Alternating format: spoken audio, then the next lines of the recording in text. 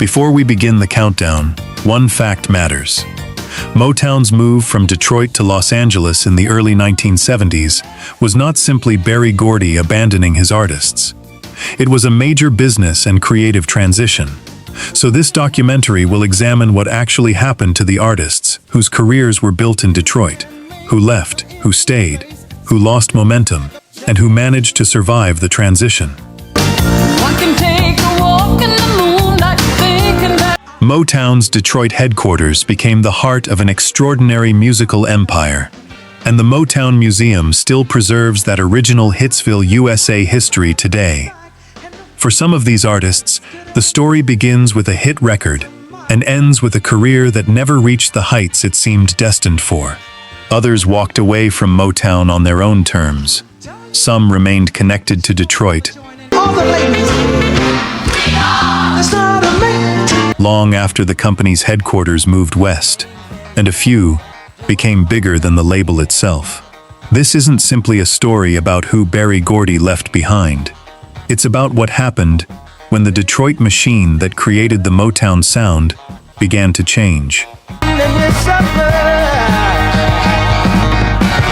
Number 15. The Velvelettes, Needle in a Haystack, 1964. The Velvelettes weren't discovered in some glamorous recording studio. They were college and high school girls performing around Western Michigan University when they caught the attention of Robert Bullock, Berry Gordy's nephew. In 1962, 5 young women made the trip from Kalamazoo to Detroit during a snowstorm to audition for Motown. They arrived at Hitsville only to discover that auditions weren't normally held on weekends. They were ready to leave until Motown A&R executive Mickey Stevenson happened to walk into the building. He heard them sing, and according to Motown's own account, he signed them quickly.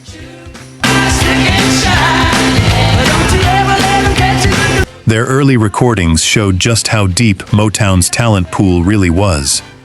Their first single, There He Goes, featured a very young Stevie Wonder on harmonica, although the record itself didn't become a national chart success. Then came Needle in a Haystack in 1964. Produced by Norman Whitfield, the song became their signature record and reached number 45 on the Billboard Hot 100. Later came He Was Really Saying Something, another Whitfield production that reached number 21 on the R&B chart.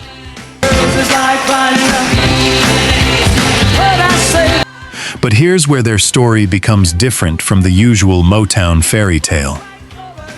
The Velvelettes had talent, records, and the Motown Review, but they never received the same sustained commercial push enjoyed by groups such as the Supremes or the Marvelettes. And one of their most important original members, Carolyn Cal Gill, decided to leave the group while still young, choosing marriage and college. The group eventually stepped away from the spotlight, while its members pursued education, families, and careers outside the music industry.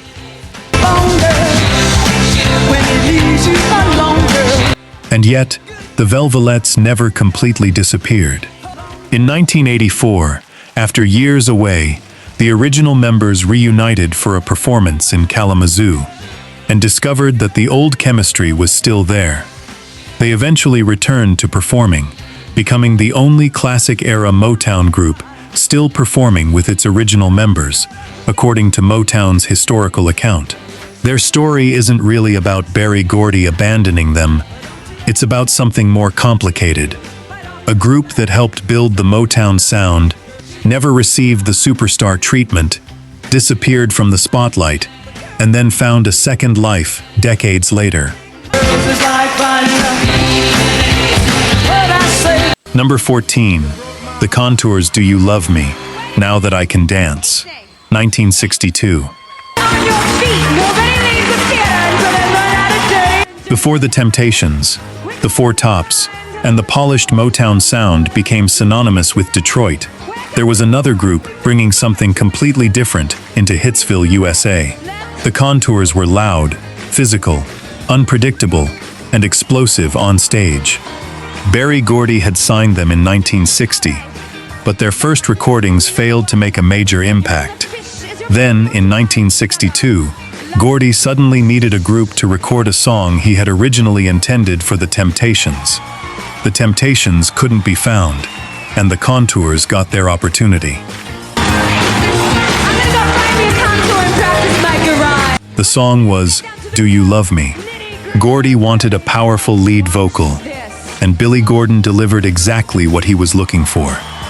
Released on June 29, 1962, the record exploded.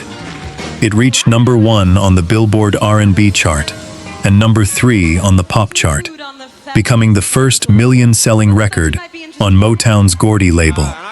Suddenly, the group that had been struggling to get noticed was on the road with the Motown Revue alongside Mary Wells, the Supremes, the Miracles, and the Marvelettes. 2 hits the left, 2 hits the right, left, right. But here's where the Motown dream became complicated.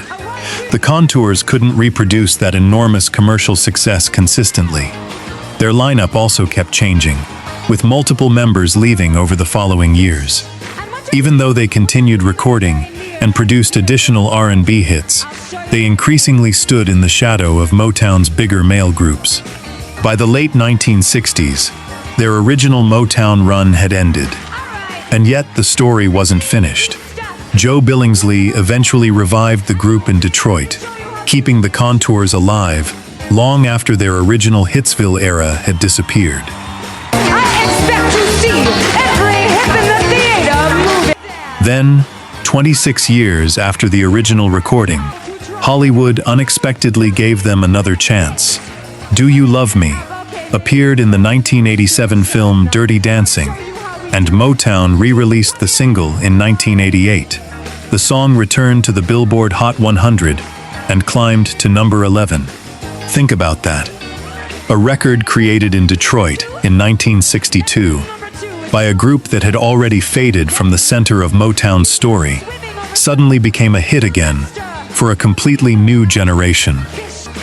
The Contours weren't simply forgotten Detroit legends.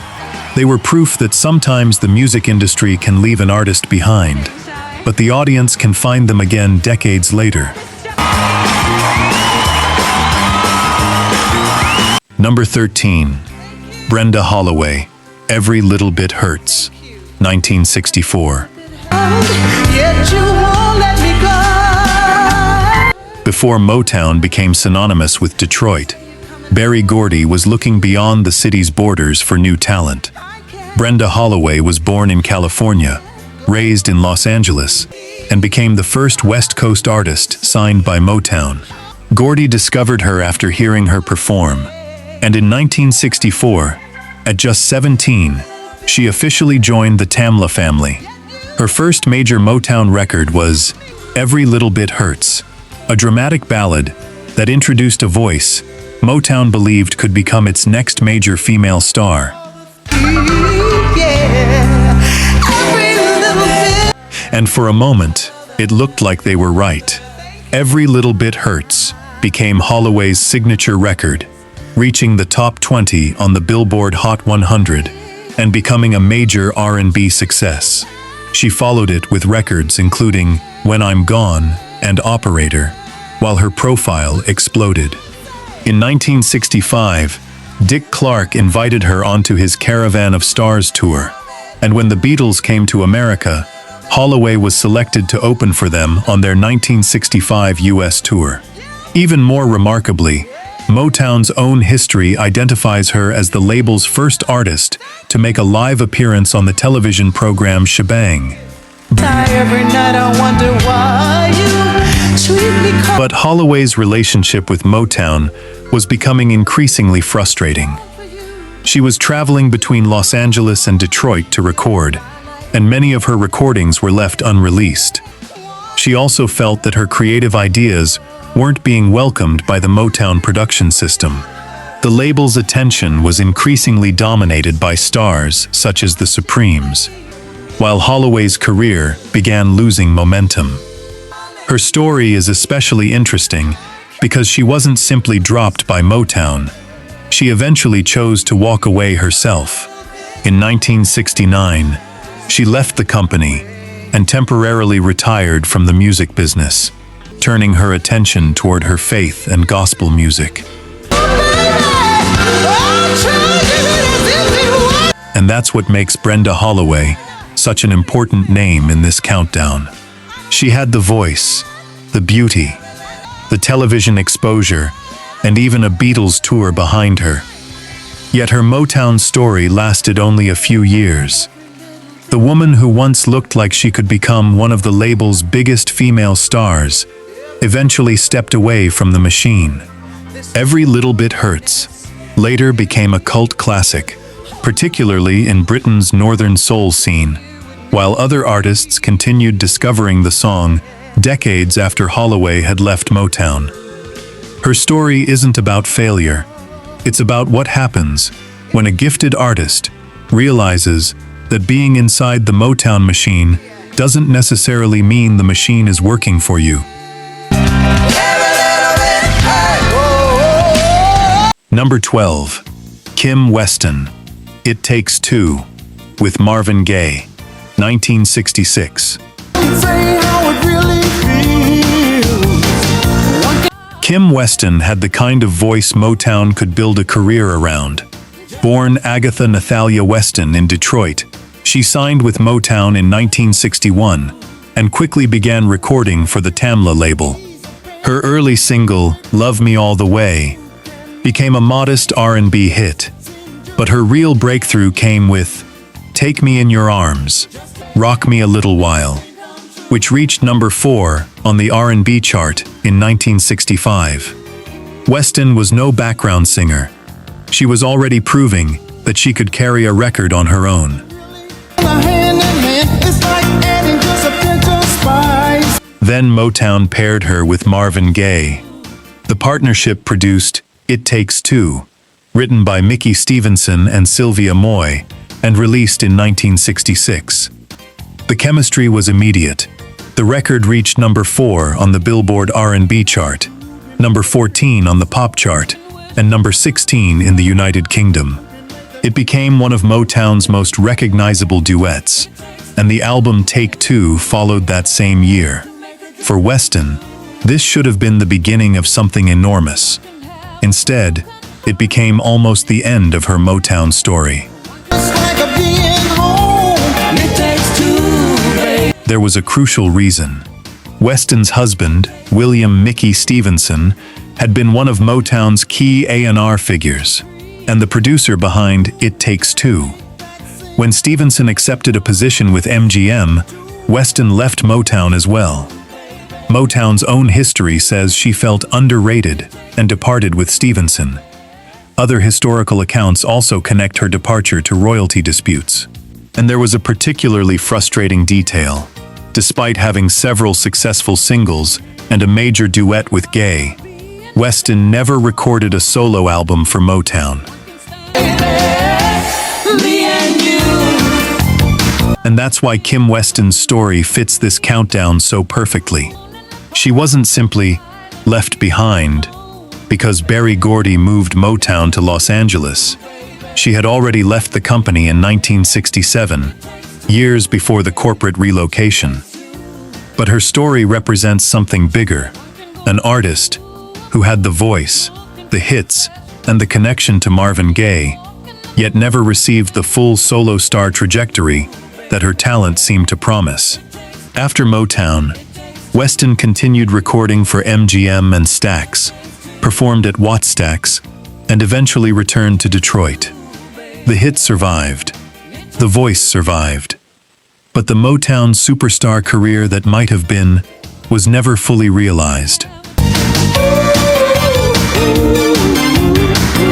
Number 11. Mary Wells, My Guy, 1964.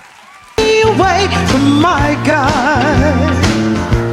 Before Diana Ross became Motown's leading female superstar, there was Mary Wells, the young Detroit singer who became one of Berry Gordy's earliest major discoveries. Wells had just finished high school when she spotted Gordy at Detroit's 20 Grand Club and chased after him, insisting that she had written a great song. She sang the first verse right there, and Gordy invited her to Hitsville. He liked the song, but he liked her voice even more. In September 1960, he signed her to Motown. Within just a few years, Wells had become one of the company's biggest stars. You Beat Me to the Punch earned the first Grammy nomination for both Wells and Motown. But her real breakthrough came in 1964 with My Guy. Written and produced by Smokey Robinson, the record sold more than 1 million copies and reached #1 in the United States, while reaching #5 in the United Kingdom. And there was another remarkable detail. My Guy broke the Beatles' hold on the top of the American charts. Suddenly, Mary Wells was everywhere. Motown paired her with Marvin Gaye for the album Together, and she headlined the Motown Revue. Then came an extraordinary opportunity. The Beatles invited Wells to tour with them for the remainder of 1964, after reportedly naming her their favorite Motown artist. At only 21, Wells had already achieved something most singers could only dream about. But instead of staying at Motown while her career was exploding, she made one of the most consequential decisions of her life.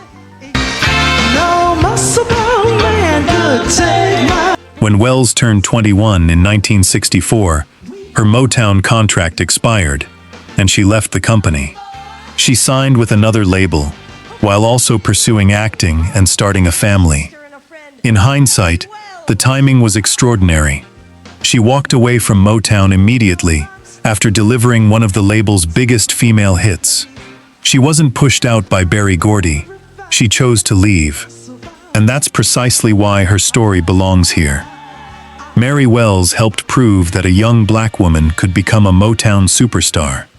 But her decision to leave showed that even at the height of the Motown machine, an artist could choose a different path. Number 10. The Marvelettes, Please Mr. Postman, 1961. Before the Supremes became Motown's most famous girl group, the Marvelettes had already made history. They were high school students from Inkster, Michigan, who entered a school talent competition in 1961. Their original name was the Cassignettes, short for Can't Sing Yet, and their performance earned them an opportunity to audition for Motown. Berry Gordy initially wanted them to return with original material. That became the turning point. Georgia Dobbins and William Garrett helped write Please Mr. Postman, with additional contributions from Motown's Brian Holland, Freddie Gorman, and Robert Bateman. The recording was released in August 1961, and almost immediately, something extraordinary happened. The young women who had walked into Hitsville as teenagers were suddenly carrying Motown's hopes on their shoulders. Please Mr. Postman climbed the Billboard Hot 100 for 15 weeks before reaching #1 in December 1961. It became Motown's first #1 pop hit, the record that proved Berry Gordy's Detroit operation could compete at the very top of the American music business.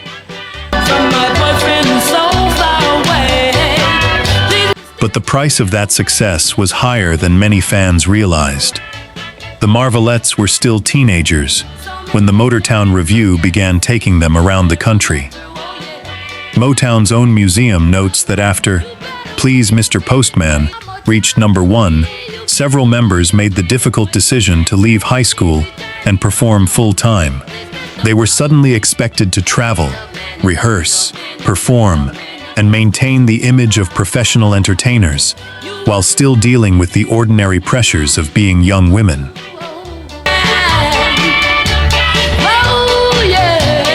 And then the lineup began changing. Georgia Dobbins left before the release of Please Mr. Postman, while other members eventually departed as the years passed.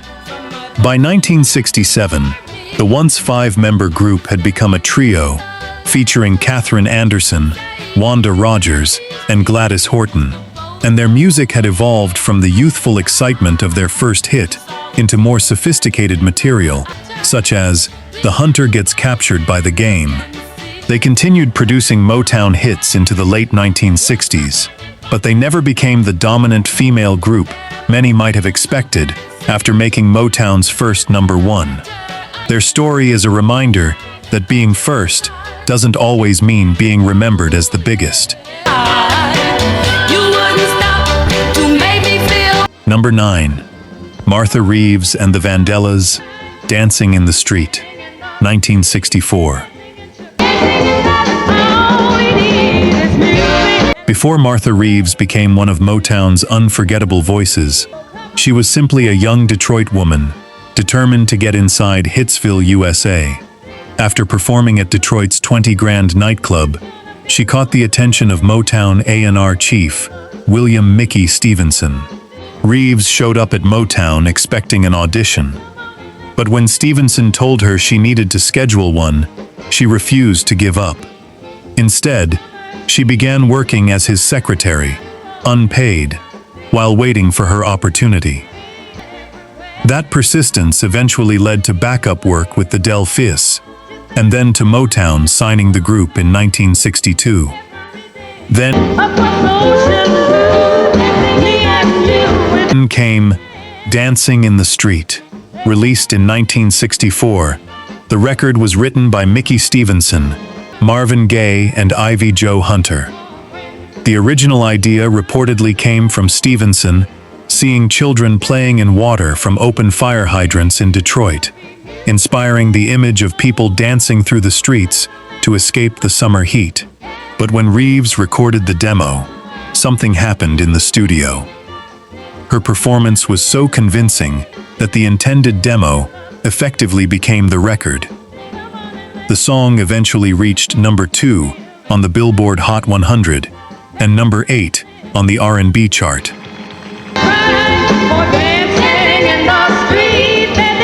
But Dancing in the Street became bigger than anyone at Motown could have predicted. During the turbulent 1960s, its imagery of people gathering and moving through city streets gave the record a political meaning that went far beyond its original intention. Reeves herself has emphasized that the song was created to make people dance, but its timing, arriving during an era of civil rights demonstrations, racial tension, and urban unrest, transformed it into something much larger in the public imagination. Meanwhile, Martha Reeves and the Vandellas became one of Motown's most successful touring acts, traveling internationally and performing across Britain and Europe. Then came 1972, the year that changed the geography of Motown. The company moved its headquarters from Detroit to Los Angeles, and Martha Reeves and the Vandellas left Motown. Their final show together was at Detroit's Cobo Hall, just before Christmas that year. But their story didn't disappear with the label's departure.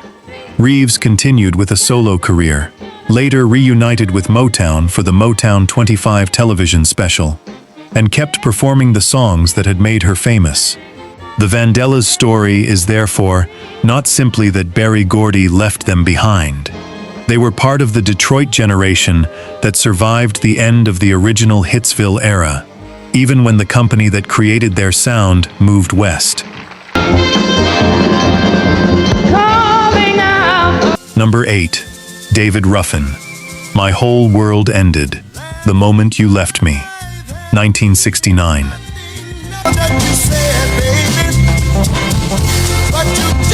Before David Ruffin became a solo artist, his voice had already helped define the golden era of the Temptations. He joined the group shortly after Motown signed them, replacing Al Bryant, and his soulful second tenor voice quickly became one of the group's most recognizable sounds. He was the lead on records such as My Girl, Ain't Too Proud to Beg, and Beauty Is Only Skin Deep. Motown's own historical archive describes Ruffin as one of the group's principal lead singers during their breakthrough years. But the same intensity that made Ruffin such a powerful performer also contributed to growing tensions inside the group.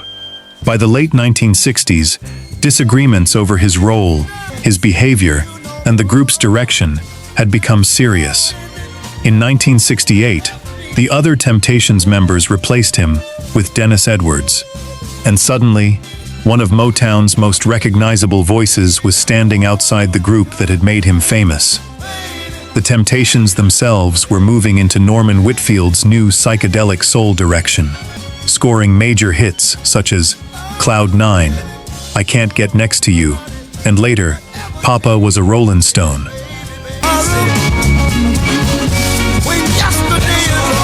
Ruffin wasn't finished. He immediately attempted to establish himself as a solo artist, and his first major solo single arrived in 1969, My Whole World Ended, The Moment You Left Me. The song became a substantial R&B success and reached the top 10 of the Billboard Hot 100. For a moment, it looked as though Ruffin had proven that he could succeed without the Temptations. But maintaining that momentum proved much harder. His later solo releases didn't consistently reproduce the impact of his first records, and his career became increasingly uneven. The singer who had once stood at the center of Motown's biggest male group was now trying to survive on his own. And this is where David Ruffin becomes an important part of the Detroit story. Berry Gordy didn't simply leave Ruffin behind when Motown moved to Los Angeles. Ruffin's break with the Temptations had already happened. But his career represents the complicated fate of artists who helped create Motown's golden era and then struggled to find the same level of success outside the machine. Ruffin continued recording and performing for decades, and his Temptations legacy remained enormous. His voice became inseparable from some of Motown's greatest songs, even when his own solo career could never quite recreate that magic. He had been one of the voices that made Motown famous, but once he was outside the group, the machine kept moving without him. Number 7. Eddie Kendricks, Keep On Truckin', 1973.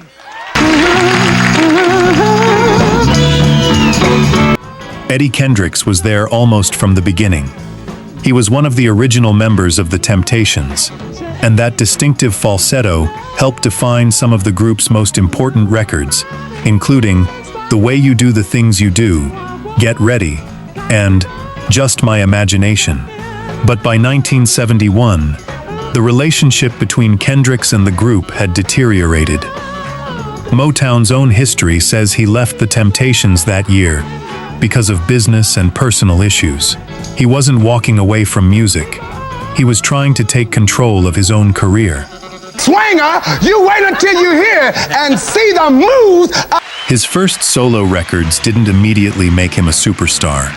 Kendricks released All By Myself in 1971, followed by People, Hold On in 1972. The latter contained Girl You Need a Change of Mind, a record that developed a strong following among the emerging underground dance scene. But the breakthrough came in 1973, when Kendricks and producer Frank Wilson moved toward a much more rhythmic, dance-oriented sound. The result was Keep On Truckin'. Released in 1973, the song became Kendricks's first major solo hit, and suddenly, the former Temptation was standing on his own.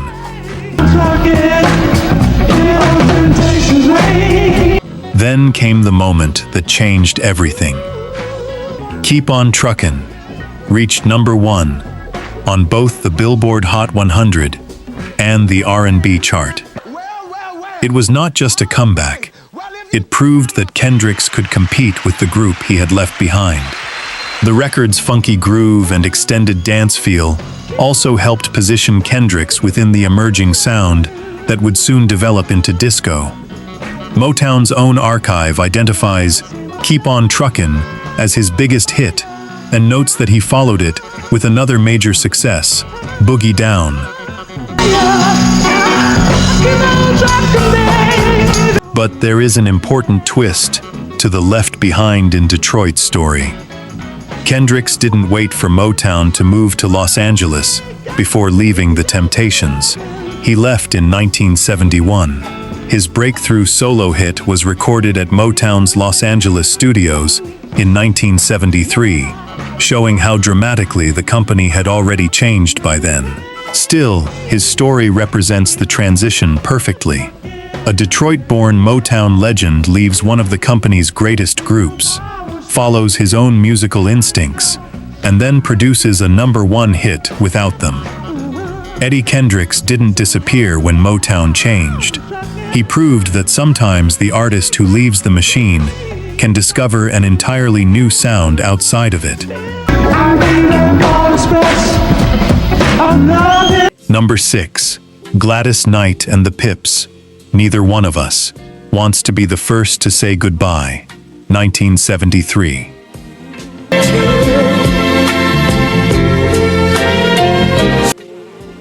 By the time Gladys Knight and the Pips arrived at Motown in 1966, they were already an experienced performing group. But Motown gave them the platform that transformed them into major stars. Their first enormous Motown success was "I Heard It Through the Grapevine," released in 1967. Produced by Norman Whitfield, it sold about 2.5 million copies, reaching #1 on the R&B chart and #2 on the pop chart. Over the next several years, the group delivered more major hits, including "The Nitty Gritty," "Friendship Train," and "If I Were Your Woman."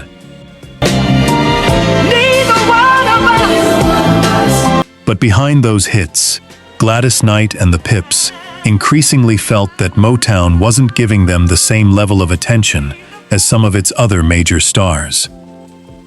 By the early 1970s, the group was also watching Motown transform itself.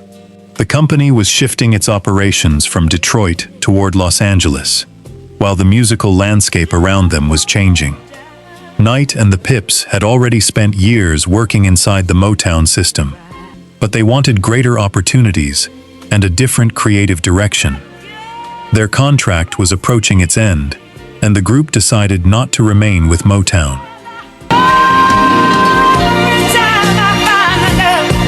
Then came the irony.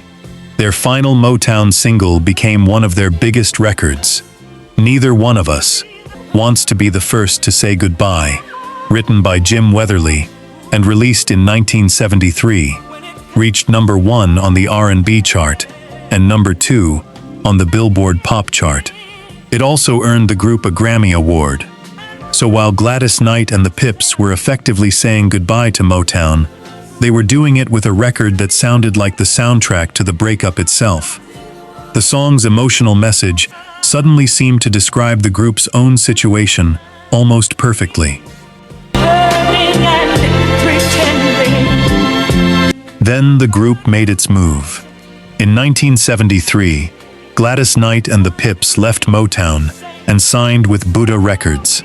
And what happened next is one of the most important twists in this entire documentary. Leaving Motown did not destroy them. Instead, they reached an even greater level of commercial success. Their first Buddha period produced "Midnight Train to Georgia," which became a #1 pop and R&B hit, along with other major records. In other words, when Motown's Detroit era was ending, Gladys Knight and the Pips weren't being left behind. They were walking into the biggest chapter of their career. Number 5. The Four Tops. "Reach Out, I'll Be There," 1966.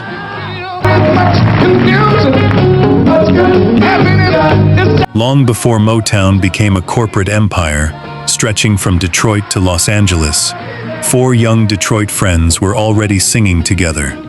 Levi Stubbs, Abdul Duke Fakir, Ronaldo Obi Benson, and Lawrence Payton first performed together in 1954. They originally called themselves the Four Aims, later changing the name to the Four Tops. And unlike many vocal groups that constantly changed personnel, these four men remained together for an extraordinary 43 years.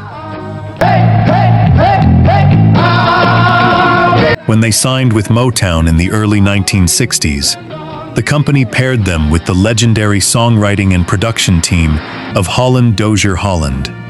The partnership produced a string of major hits, beginning with Baby I Need Your Loving in 1964, and followed by I Can't Help Myself, Sugar Pie, Honey Bunch. But in 1966, the producers gave them something much more dramatic. A song built around a relentless rhythm, haunting sounds, and one of Levi Stubbs' most intense vocal performances. That song was Reach Out, I'll Be There. Here's the fascinating part. The Four Tops themselves weren't initially convinced it was going to be a huge record. Stubbs reportedly wasn't happy with the way Motown had pushed his vocal during the recording. But when the finished track was released on August 18, 1966, everything changed. It reached the top of the Billboard Hot 100 and became a #1 record in the United Kingdom as well.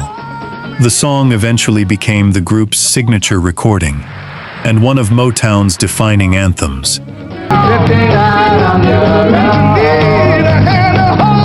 But the Four Tops story becomes especially important when we reach 1972. Motown moved its headquarters from Detroit to Los Angeles, while the Four Tops remained rooted in Detroit. Their Motown contract expired in 1971, and they left the label, later signing with ABC Dunhill. Unlike some acts whose careers collapsed after leaving Motown, the Four Tops continued recording and scoring hits, including When She Was My Girl. Their story proves something important. Not every Motown legend was simply left behind. Some artists stayed connected to Detroit and built successful careers beyond Berry Gordy's original machine. And perhaps that's why the Four Tops remain such a powerful symbol of the Detroit era. Four friends who survived the label, survived the move, and kept singing together long after Hitsville had changed. Number 4. The Temptations. Papa Was a Rollin' Stone, 1972.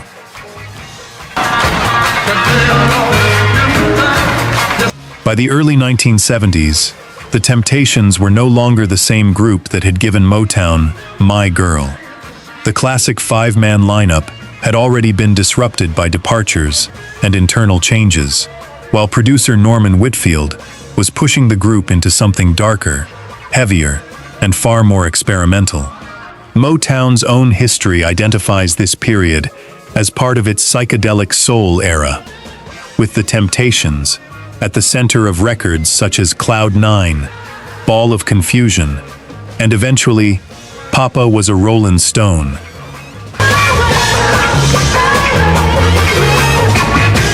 Then came the song that sounded almost nothing like the polished Motown records of the early 1960s.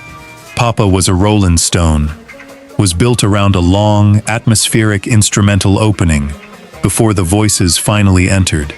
The song told the story of a father remembered as a troubled, absent figure, and Whitfield stretched the recording into an unusually dramatic piece of soul music. The Temptations version became a major success and earned Motown 3 Grammy Awards, including Best R&B Performance by a Duo or Group.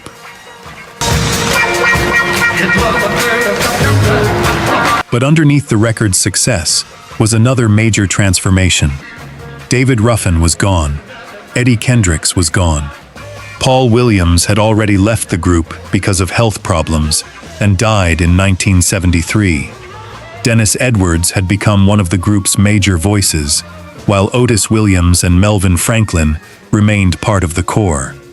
The Temptations were still selling records, but the internal world that had produced the classic Motown sound was changing rapidly. And this was happening at almost exactly the same moment Motown itself was changing its geographical center.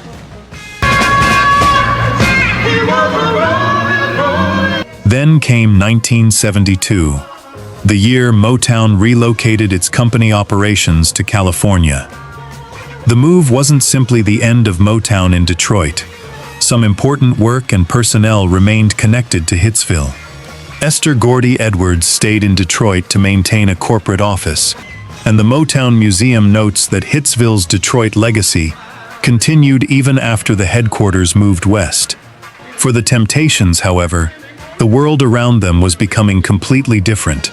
The group that had helped define Detroit's Motown sound was now making music in an era where Motown itself was looking toward Los Angeles, film, television, and a new generation of entertainment. Their story wasn't about being abandoned overnight. It was about surviving the end of the world that had created them. Number 3. Stevie Wonder, Superstition, 1972. At just 11 years old, Stevland Hardaway Morris walked into Motown and became Little Stevie Wonder. He was signed by the label in 1961, and within 2 years, his live recording of Fingertips Part 2 had become a #1 hit. But the child prodigy was growing up, and by the beginning of the 1970s, Stevie wanted something Motown's traditional system had rarely given its artists: complete control over his own music. The Motown Museum confirms that after turning 21, Wonder gained full creative control and began writing, performing, and producing the albums that would define his greatest period.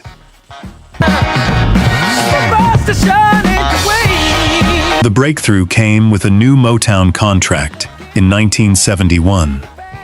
Wonder had reached adulthood and renegotiated his position with the company, gaining extraordinary creative freedom and much better financial terms. His first album under that new direction was Music of My Mind in 1972, followed later that year by Talking Book. Instead of being the young singer Motown could simply pair with outside writers and producers, Wonder was now building records around his own ideas, playing multiple instruments, and experimenting with new technology. Then came the song that announced the transformation to the entire world, Superstition. The track was built around Stevie's unforgettable clavinet riff and became one of the defining sounds of early 1970s funk and soul. There was an unusual story behind it too.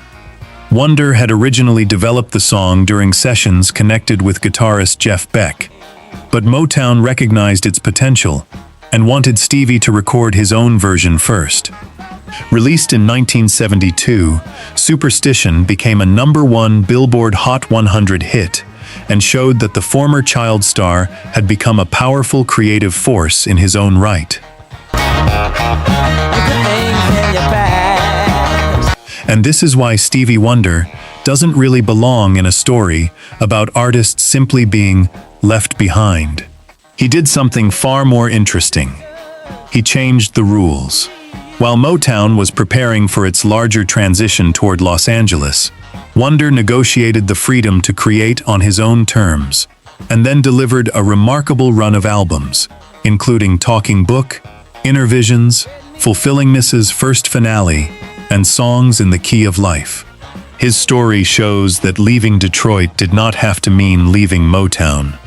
Sometimes the most powerful way to survive the industry's transformation was to demand enough control that the industry had to change with you. Number 2. Marvin Gaye, What's Going On, 1971. By 1970, Marvin Gaye had already mastered the Motown formula. But the world around him was changing, and so was he.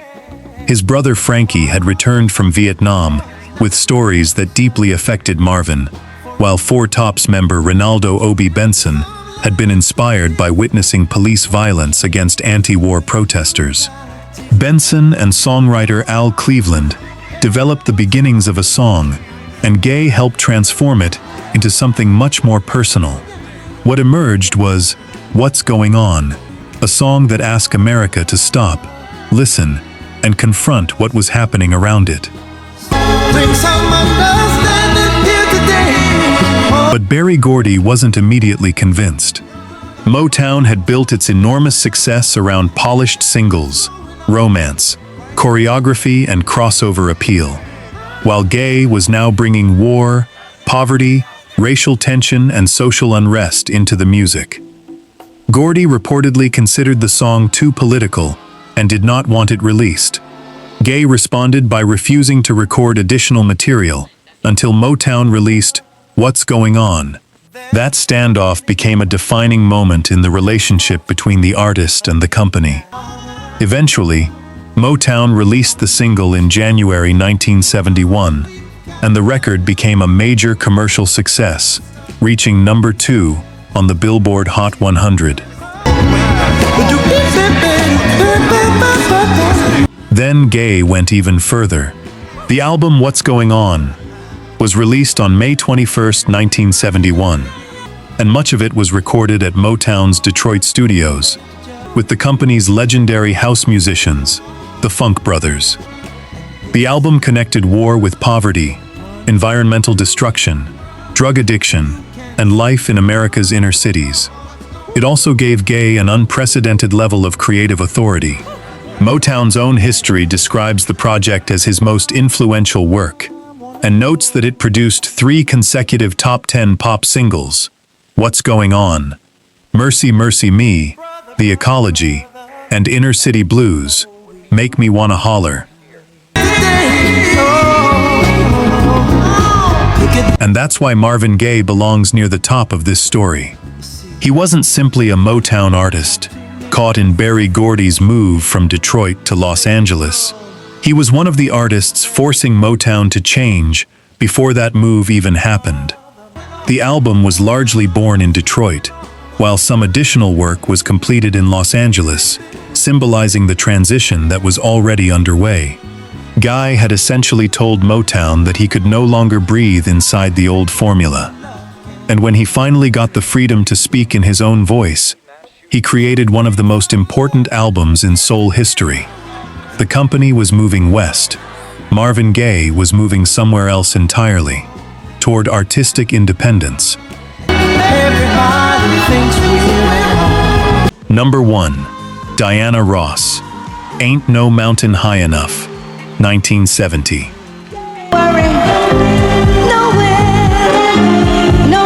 Before Diana Ross became a solo superstar, she was the voice at the center of the Supremes, the Detroit group that helped turn Motown into a global phenomenon. The group began as the Promettes, with Ross, Mary Wilson, Florence Ballard, and Betty McGlown, before signing with Motown in 1961. After several years of struggle, the Supremes exploded in 1964 with "Where Did Our Love Go?", followed by a historic run that eventually produced 12 number 1 hits on the Billboard Hot 100 between 1964 and 1969.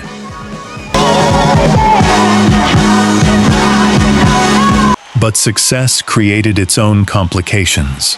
In 1967, Berry Gordy officially renamed the group Diana Ross and the Supremes, placing Ross even more prominently at the center of Motown's biggest female act. Behind the scenes, however, the original group was changing. Florence Ballard had departed, Cindy Birdsong replaced her, and by 1969, Motown had already announced that Ross would leave for a solo career. The final Diana Ross and the Supremes number 1 was "Someday We'll Be Together," released as Ross's farewell to the group. Then came the solo career. In 1970, Diana Ross released her first solo album, and the centerpiece was a dramatic version of "Ain't No Mountain High Enough." The song became her first solo number 1 hit on the Billboard Hot 100, immediately proving that the woman who had been the face of the Supremes could succeed without the group. But Berry Gordy's ambitions for Ross went beyond records. As Motown expanded its presence in Los Angeles, and Gordy moved increasingly into film, Ross became one of the company's most important crossover stars, appearing in films including Lady Sings the Blues and Mahogany. And that's why Diana Ross is the perfect #1 for this documentary. She wasn't really left behind at all. She was the artist who successfully made the transition. While other Detroit-era Motown artists were dealing with changing lineups, label departures, and careers that lost momentum, Ross followed Gordy's expanding vision into Hollywood and became an international solo star. Her 1980 album Diana later produced the massive hit Upside Down, showing that her career had survived far beyond the original Hitsville era. And that's the twist at the heart of this entire story. Berry Gordy left Detroit, but Diana Ross didn't get left behind.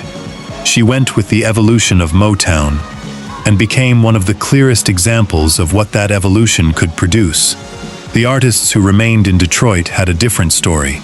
The artists who left had another, and the Motown machine itself would never sound exactly the same again.